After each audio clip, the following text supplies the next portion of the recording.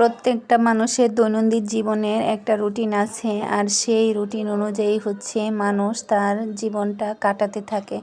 কিন্তু মাঝে মাঝে সময় এবং পরিবেশ পরিস্থিতি মানুষকে এমন জায়গায় এনে দাঁড় করায় যে তখন তার সেই রুটিন অনুযায়ী কাজ আর হয়ে ওঠে না, সেই রুটিনগুলো এলোমেলো হয়ে যায়। তো আমার জীবনটাও এখন সেইভাবেই চলতেছে।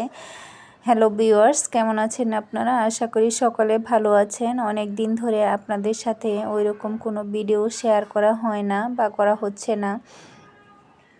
তো সময়ের সাথে কুলিয়ে উঠতে পারতেছি না বলেই আসলে এইভাবে দিনগুলো চলতেছে। তো আজকে আমি একটা লাউ আর একটা ছোট ইলিশ মাছ দিয়ে আমার এবং আমাদের সবার আর আমার মেয়ের জন্য তরকারি রান্না করব।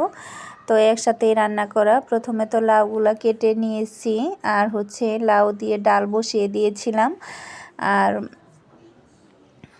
লাউয়ের যে খোসা ওইটা আলু দিয়ে ভাজি করব, এই জন্যই সব কিছু রেডি করে নেওয়া। তো ইলিশ মাছটা তো কেটে ধুয়ে ভেজে নিয়েছি, আর ইলিশ মাছের অল্প একটু ডিম হয়েছিল। এই ডিমের মধ্যে আমি লাউয়ের খোসা, আলু, পেঁয়াজ, কাঁচামরিচ সব একসাথে দিয়ে তারপরে ভাজিটা করে নিচ্ছি। এই যে তেলের মধ্যে ইলিশ মাছ ভাজি করেছিলাম ওই তেলেই লাউয়ের খোসাটাও ভাজি করে নিয়েছি। এরপর ডালে ফোড়ন দিয়ে দিচ্ছি। কড়াইয়ে একটু তেল দিয়ে তাতে শুকনা মরিচ, তেজপাতা, জিরা আর মৌরি দিয়ে তারপর আদা বাটা আর জিরা বাটা দিয়ে মশলাটা ভালো করে কষিয়ে নিয়ে তারপরে ডালটা ফোড়ন দিয়ে দিয়েছি। আর এরপর লাউ তরকারি রান্না করার পালা। লাউ তরকারি রান্না করার জন্য আমি তেজপাতা, তেল, কালো জিরা, পেঁয়াজ কুচি আর একটু জিরা বাটা দিয়ে মশলাটা ভালো করে কষিয়ে নিব। তারপরে তাতে লাউ দিয়ে দিব। লাউটা একেবারে যে কচি ছিল তা না, মোটামুটি আর কি একটু কিছুটা কষানোর পরে আবার পানি দিতে হচ্ছে। আসলে এখনকার লাউটা তো এরকমই লাউ থাকে যে পানি দিয়ে রান্না করা যায় লাগে। আর আমাদের ছোটবেলা যে লাউ রান্না করতো দেখতাম যে কড়াইয়ে লাউটা দেওয়ার সাথে সাথে এত সুন্দর সিদ্ধ হয়ে যেত যে লাউয়ে কোনো পানি দিতে হতো না।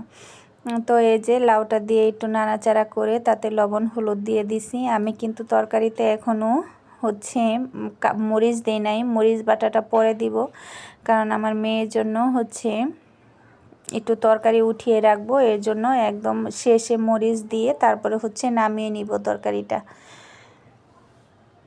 তো এই যে কিছুক্ষণ কষানোর পরে একটু পানি আর মাছগুলো দিয়ে দিচ্ছি। লাউ তরকারি তো লাউ পানি দিলে সিদ্ধ হতে খুব বেশি সময় লাগবে না।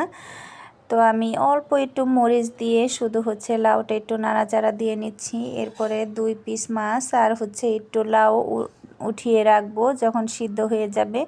তারপর আমাদের জন্য মরিচ দিয়ে তারপরে রান্না করব।